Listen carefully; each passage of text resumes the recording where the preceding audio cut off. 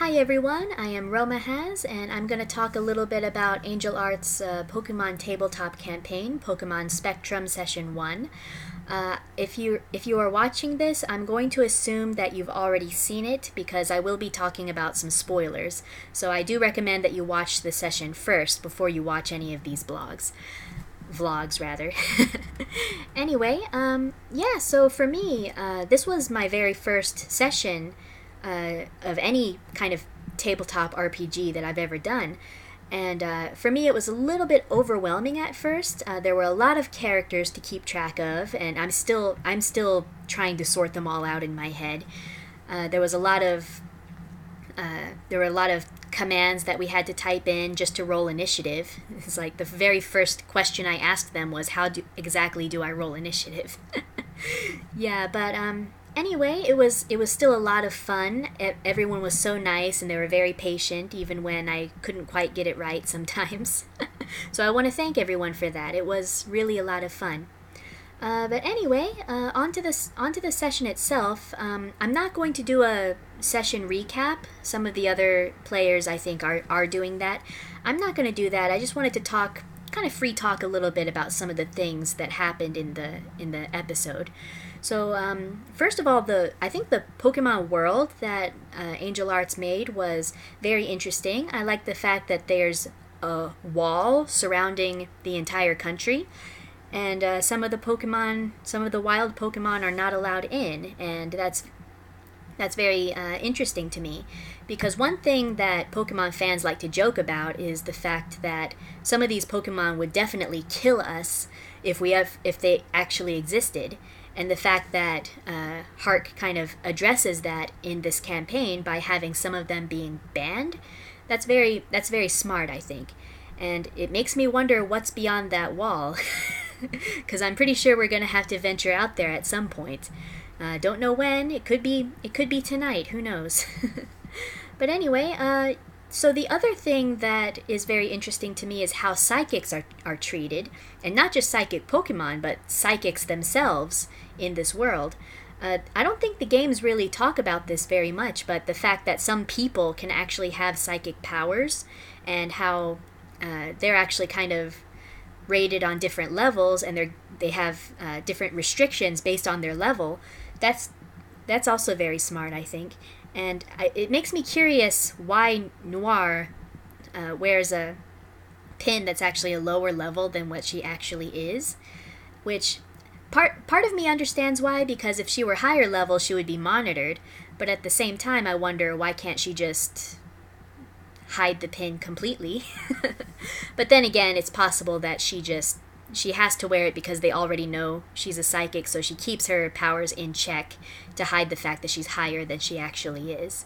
But so I'm curious to see what role that will play in the overall story. So a lot more of these issues popped up, like Prism Labs, the idea of breeding Pokemon for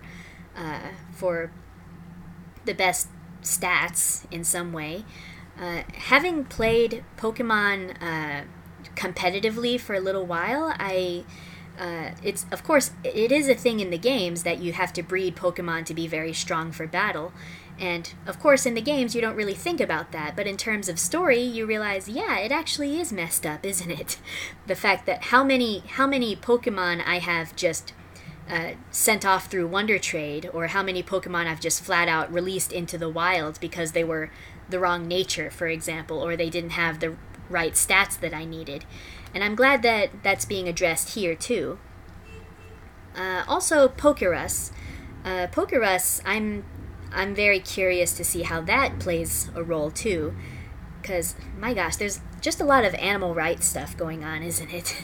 So we have breeding Pokemon, we have making your Pokemon sick intentionally to improve their stats, and you have eating Pokemon, which is also messed up, but again, this is just the norm in this universe, so I'm excited to see how all three of these issues will come into play. I know how Molly would feel about them, but I'm not going to address that in this vlog yet. I'd prefer for that to come out in the actual sessions. But I'm excited to see what happens. Moving on now, I thought I'd talk a little bit about the NPCs. I don't have that much to say about them except that I'm wondering how my NPCs especially will play a role later. My NPCs were the psychiatrist, Dr. Pearl, and also Cameron Huxley, who is Molly's boss. They both had an impact in Molly's life, but I'm not sure how they will fit into the story later. I wonder, especially Dr. Pearl. I mean, she was the prison psychiatrist. I'm wondering if she'll even make an appearance again, and if so, how will that work into the story? But yeah, our scene was very short, but I think I liked how that played out. Cameron, he was I like the way Hark played him. I hope he makes a bigger impact in the story too. And also Madison, she was not one of my NPCs, but first of all, I'm wondering who she is, and also what part she could play, because I feel like knowing her could be very useful, because she said she's good with computers, and she made basically fake IDs. So I'm wondering if that comes into play later, will she have to provide the group with some fake IDs because they need to go into hiding or something? That would be very fun. And of course, I have to mention my foster father and poor Sniffles. I wonder, I hope Sniffles is okay. I hope he makes an appearance again. But yeah, that whole scene really, it was really hard to see. First of all, that Sniffles got stolen, and also that Molly's foster father is looking for her, or at least he was at that time. When she encounters them again, I'm really looking forward to that one. All right. Sorry if I'm going too fast. I just wanted to I just wanted to talk in general about some things.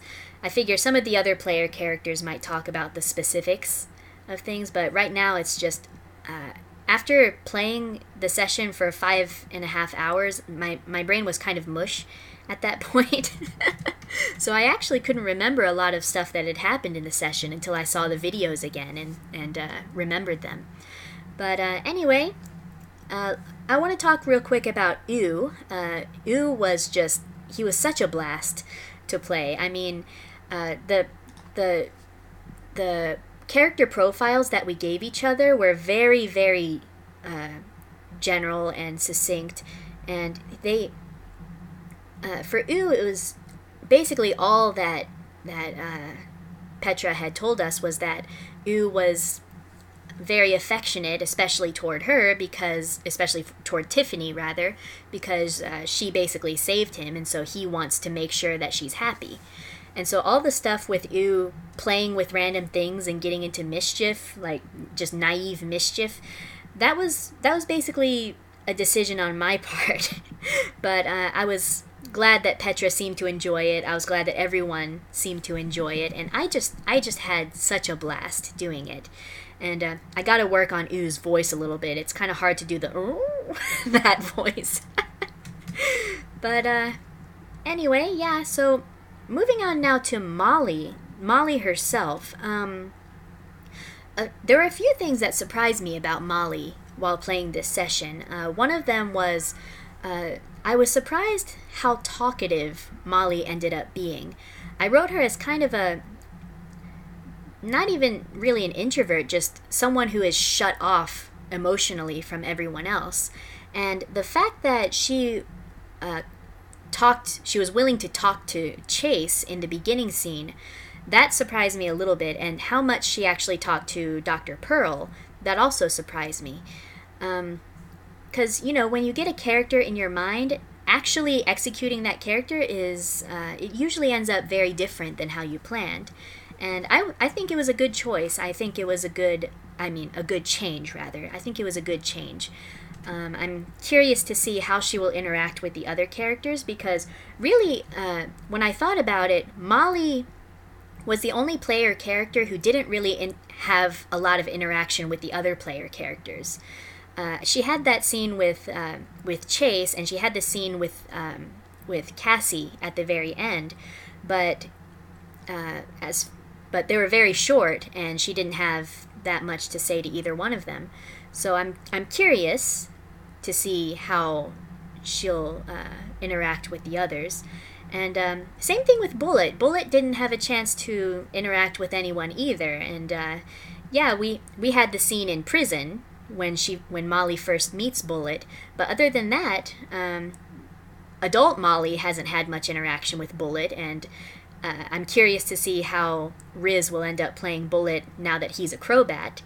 So, but yeah, I'm looking forward to seeing how that all works out. I was actually not surprised by Molly and Chase being in the same orphanage. I had actually anticipated that because if you watch Hark's other tabletop campaigns, he's had other characters, he's had player characters have this same origin or a similar origin, and having them be in the same scene. So that did not surprise me as much as it might have surprised the other ones. So what did surprise me was the fact that now Molly she has kind of a background of she likes to draw, which was never an idea until this session. So again, I keep saying I'm curious, but I am. I'm curious to see if she'll develop that skill at all. I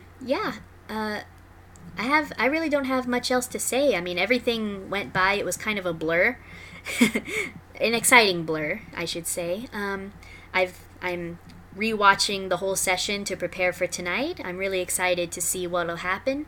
And I want to talk about the explosion. Of course, it ends with an explosion. Both Cassie and Molly was on her way out of the building, but I do think she still got caught up in it. So I'm very curious to see how that'll play out. I think I'm wondering, if we'll be in any actual danger. Knowing Hark, we probably will be. And the last thing I want to mention is all of the name dropping of the game titles.